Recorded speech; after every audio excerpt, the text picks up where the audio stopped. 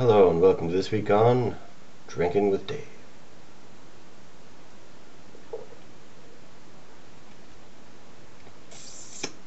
So this week on the show we're back to tasting homebrew. This is the Shaurtenstaut, or the Shaurtenstaut as I've called it. The name will be in the video, I'm not going to try and spell it. I'll give you the particulars on the beer, I guess. It's a Cooper's Selection Irish Stout. We started the brewing on the 30th of September 2011. Volume of water was 23 litres. Now this is the first time we've used this type of sugar, which is liquid malt extract. Cooper's Dark liquid malt extract. To be exact, that was 1.5 kilos. It came in a can. The temperature of the wort was about 24 degrees, which is about where we usually keep it. The date of bottling was the 9th of October 2011. It's like the 20-something now. It was about 9 days. The first taste after the bottling wasn't great then. It's improved some. The original gravity was 1.054, which is fairly good, and the final gravity was pretty high, which was 1.020. But that was kind of to be expected because we used full liquid malt in the whole brew.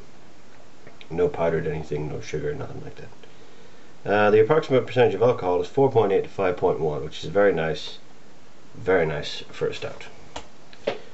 Now let's move on to the tasting.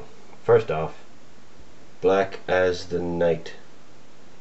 Absolutely nothing to be seen. I mean, there's nothing really brown or red. This is black beer. No see-through held up to light. There's nothing. The head usually is it's a very brown head, but there's usually not very much of it. Lacing there holds on pretty okay, but there's not much head really formed. It's much like Guinness Extra Stout really in terms of the head. It's formed quickly, goes away, dark colour. Alright, onto the smell. Well, the first thing you get is that big roasty thing that happens with stouts. I'll just give you a reason for that some people say that stout is like coffee. They roast the barley before they grind it, before they crack it, I guess, and then they extract the sugar, so they make the mash with it and stuff. But basically they roast the barley beforehand, the same way they roast coffee beans, and then when they grind it up, it imparts this big smoky coffee thing to it. So that's why, and that's also why it's so dark. It's the same process that darkens the wort. Smells a little nutty. I guess this is pretty cold.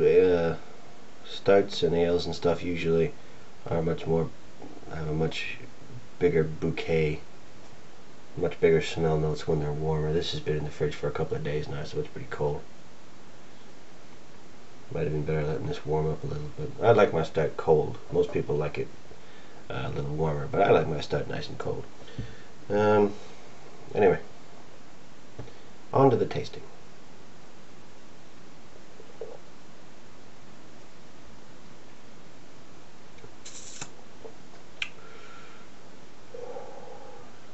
Very bitter, lovely kind of bitter.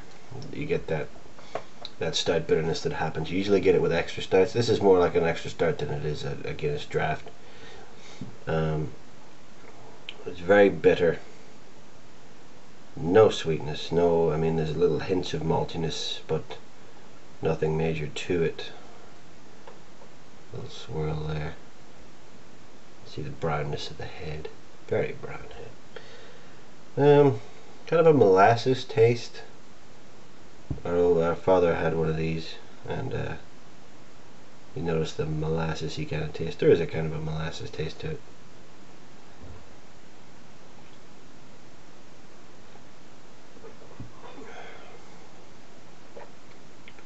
Big bitter, roasty, kind of smoky. Pretty heavy on the smoky actually. I don't have many tasting notes on this, but I'll read you the list anyway. Malty smell, occasionally nutty, mild carbonation. The mouthfeel and the carbonation. The beer is very thick, but it's not aggressively carbonated, like a lager or something, or mild carbonation. Then coffee, roasty, molasses, kind of a dark treacly golden syrupy kind of black syrup, really. That's the kind of taste. I wrote down a strong black flavor. It's a black flavor, whatever this is. Like molasses, like reminds of tar, I suppose. Not much of the smell terms, but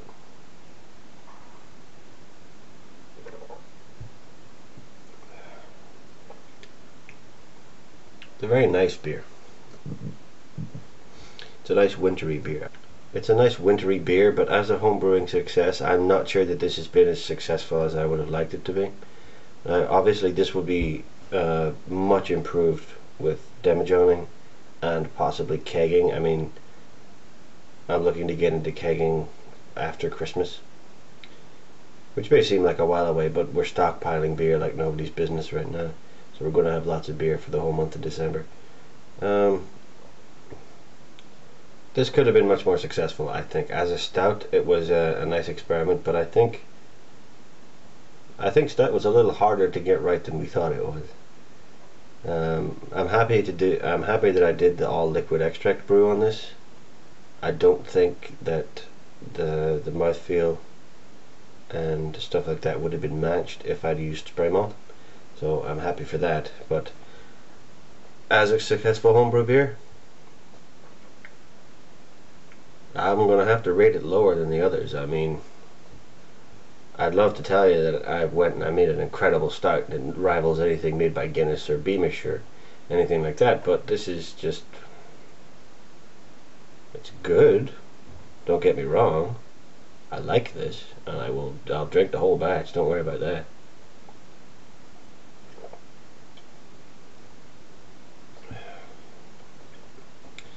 But could this have been better? I think this probably could have been much better. I think if I had put this in the demijohns and left it for a month, greatly improved. I think if I had put this in a keg instead of putting it in bottles, greatly improved. Maybe if I'd used nitrogen to carbonate instead of CO2 in the keg, even better. So I think next time I try to make a stout, I will probably stick with the liquid malt extract. That works quite well. That makes for a very nice pint. But next time, make the stout, clear it in demijohns, carbonate in kegs. That's the verdict for this. So all in all, for the Shaurtenstaut, it's entirely drinkable. I mean, it's good, but when you're trying to rival things like Guinness Extra Stout and Guinness Draft and Beamish Draft and all that other kind of stuff, the bar is set pretty high for stouts in Ireland, and this probably wouldn't be shop grade stuff. But you know, I'm glad I made it, and it does taste good. We made a dark ale, and that was in demijohns for a month, and it's not carbonated. We put it into carbonate yesterday in the bottles, and already it's incredible. It's the clearest beer we've ever made, and the taste is just fantastic even when it's not carbonated. But so that's looking good. This is drinkable, and that's what we're looking for, isn't it? We're making beer at home, we're looking for it to be drinkable. I got a question this week from D'Alt username asking about if you are to siphon from demijohns back into a bottling bucket or into your fermenter to bottle from there, is there a danger of oxidizing or aerating the beer?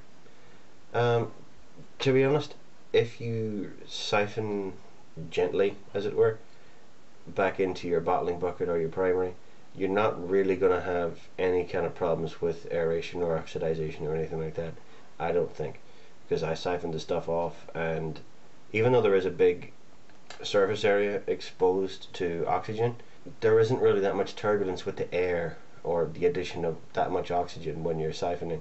When you are siphoning, I made another siphoning video, by the way, so I'll link to the two of them at the end of this video. But if you're siphoning correctly, and when you get down to the bottom of the container and the siphon starts pulling air, that's the only time I would really worry about aerating the beer. But other than that, I think the beer is going to be completely fine. You would have to do quite a lot of vigorous splashing and spilling and you know, really whipping the beer around to do any kind of air damage to it. So I wouldn't worry too much about it. Well, this week in brewing, we've had our most productive day ever, because what we did was we had the heavy ready. The dark ale had been in demijohns for a month, and we were ready to do another batch of dark ale for my brother-in-law. Now we had to take the heavy out of the fermenter, put it in secondary, then we had to clean the fermenter, make sure everything was sterilized, then put the dark ale from its demijohns into the fermenter, bottle from there, and then make the next batch. Now we haven't made the next batch of ale yet, but I'll be doing that after I make this video. It's been a very productive week in terms of beer. I mean, right now we have got 5 full boxes of beer, and each box is 24 bottles, so 5 24s is 120 something. We have like 120 beers plus another section of a box with this in it, so we have 120 to 140 beers, and we also have 22 liters of heavy in the demijohn. So we're going to have a lot of beer this Christmas. It's been a very productive week. This beer is good. The bitter is great on this. There's just a little something kind of... The word that came to mind when I was trying to describe how this beer tastes was the word delaminated kept coming to mind. And if anybody knows what delamination is, it's got nothing to do with beer. It's when sheets of plywood are together and the glue between goes off. The individual plies in the plywood, the glue goes off and they just kind of slide apart. That's kind of what I was reminded of when drinking this beer, but what would make much more sense is, instead of that analogy, is to use the word cohesion. There's not a great cohesion between the elements in this beer. You've got the bitterness, and you've got the very mild sweetness, and you've got the I mean, incredibly mild sweetness. It's barely even noticeable. And then you've got that, and then you also have, I mean, there's still some stuff kind of suspended in the beer. It would have vastly improved from clearing, but the bitterness and the light maltiness and the hops, whatever between the bitter and then the other hops, and then the roastiness, and the beer doesn't gel into one cohesive beer. It seems to be just a big glass of elements, and that's probably the problem with it, is that there isn't a great cohesion here. I mean, aging will help this. Aging will help this problem. So I think to make a start again, we're going to have to do some demijohning and kegging and a lot of waiting, I think, for the next step. Anyway, I'd just like to apologize for the lateness of this episode. I was a little unwell last week, but hopefully we're back on the regular schedule now, and I will see you next week on Drinking with Dave.